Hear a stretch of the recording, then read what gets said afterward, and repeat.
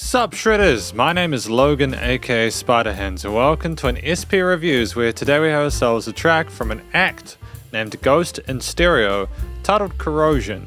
And if we switch over to here we have ourselves the video on the screen where we've got trigger warning, the following video contains material that may be harmful or traumatizing to some audiences, mentions of drug or alcohol addiction and abuse, viewer discretion is advised. So we're going to be listening through this track today from start to finish, watching the video, and we're going to hear what we think. Let's go.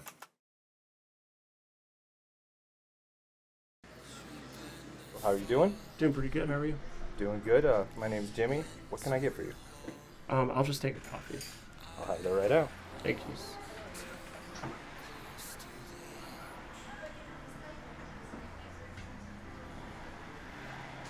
Alright, here you are. Kind of somber so far, isn't it?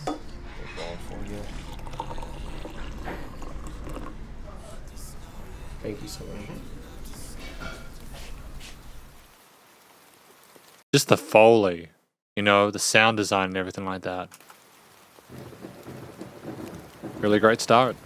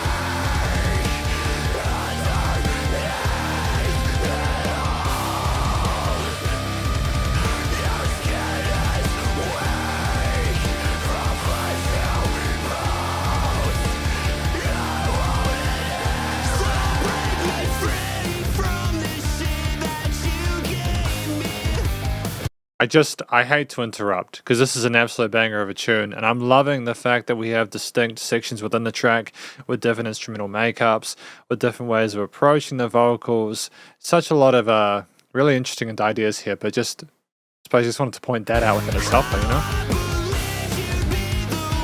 Can't take that for granted.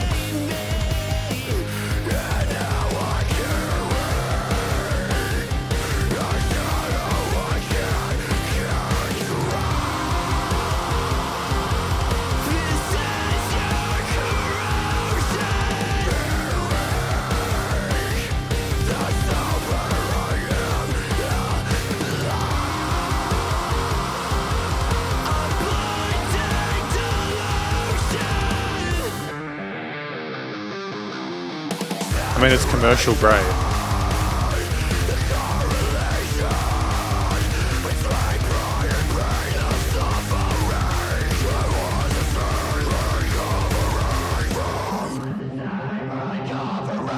It's that bit of filtering as well that we have in between these breaks. We don't just have the same amount of heaviness the entire time. We have interesting sort of movement with the post-production there, different ways for things to be interpreted. It keeps it engaging.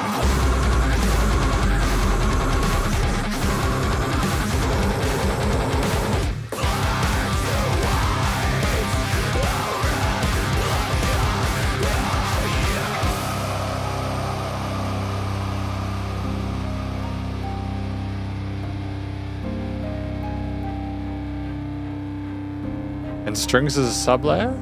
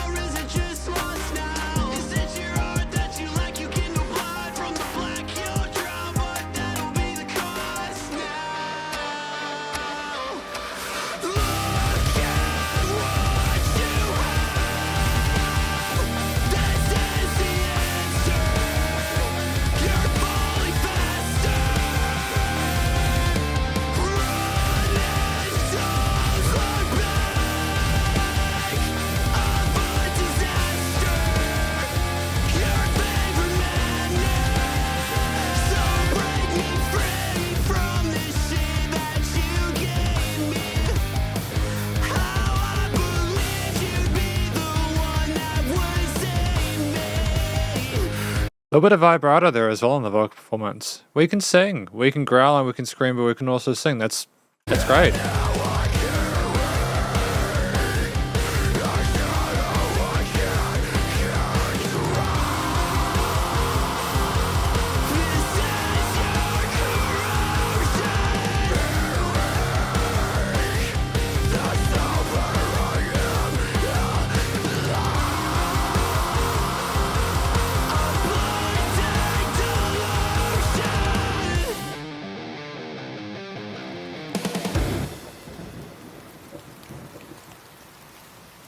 It's a stunning track. It's a really stunning track. They did a phenomenal job both with the song but also with the music video, so shout out to everyone involved.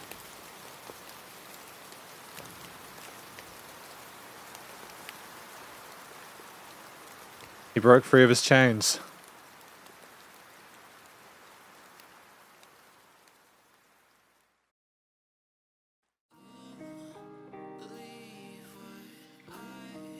Sometimes the bravest thing you can do is ask for help.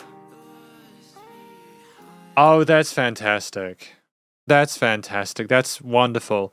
Look, real talk just really quickly. I think that it's important for people when they can do something to help to do it. Like, there's no reason why they couldn't have included this number with the subject matter they were talking about. It was not only really respectful of the audience to include that disclaimer at the start, because a lot of people suffer from issues with like substance abuse and stuff like that, right? But to then also include a number, a way of getting that help is it's just really smart. But it's also really kind. Well done. And welcome to the conclusion of my review of this track from an act named Ghost in Stereo titled Corrosion. Now, what do I think this track is about?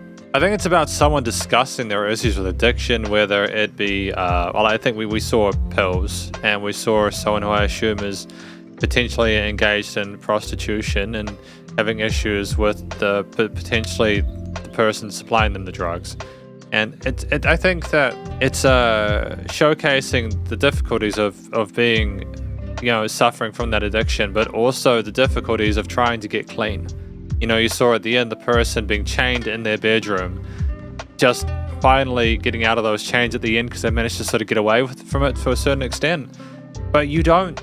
I think that the most visceral thing here is that, I suppose I'm talking about the music video, then the lyrics, and I will get back to lyrics very quickly, but just with the video, it showed that the person wasn't super happy and joyous and over the moon when they managed to get out of those vices to an extent.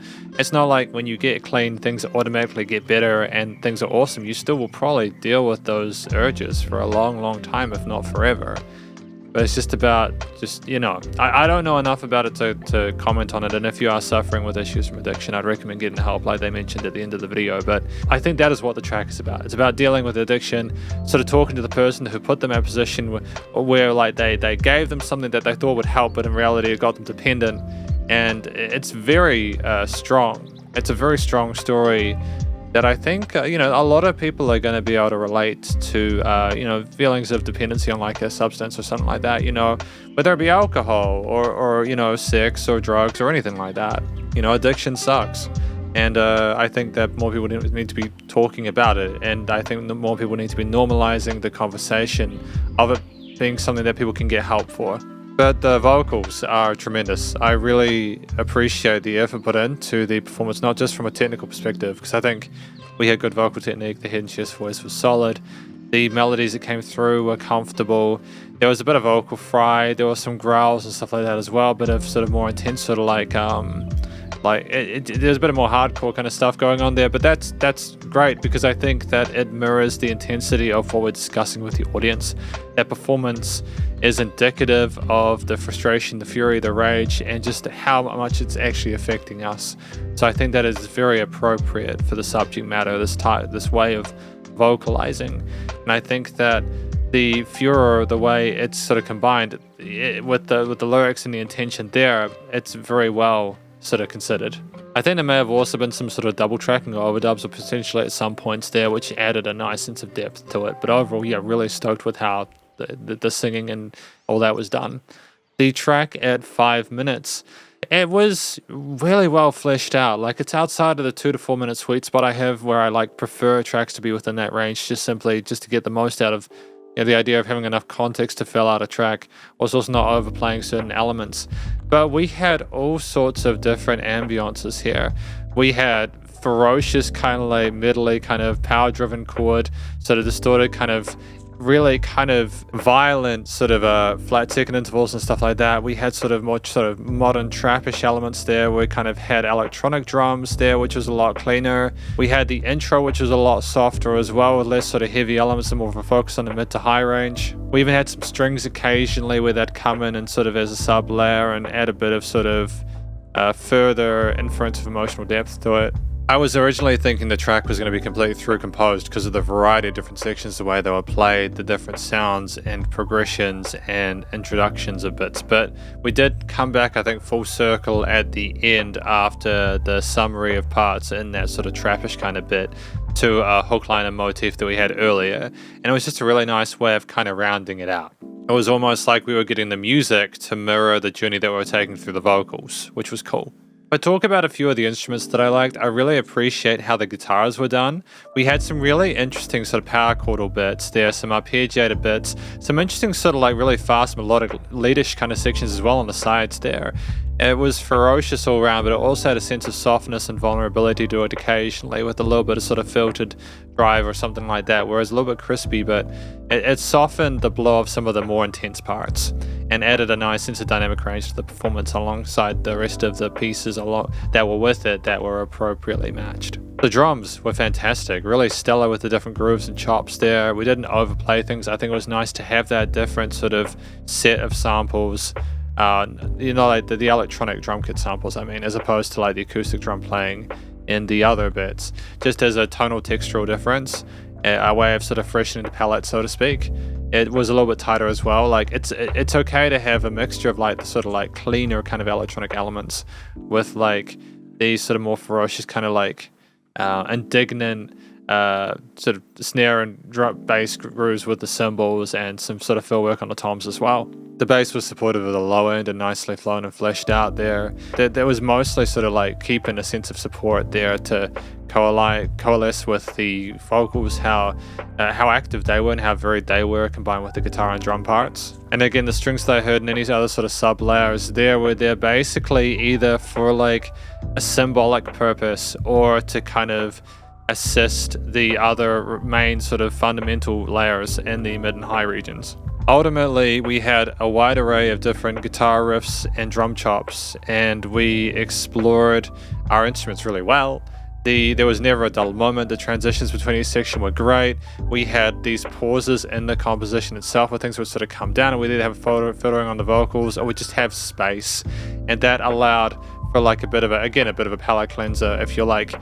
Because it's okay to have heavy stuff a lot of the time and for there to be a slow build, but I think when you're getting that sort of like elevated early on, you needed to come down and up a bit more rapidly in order to not overwhelm the senses too much. The theme overall was visceral.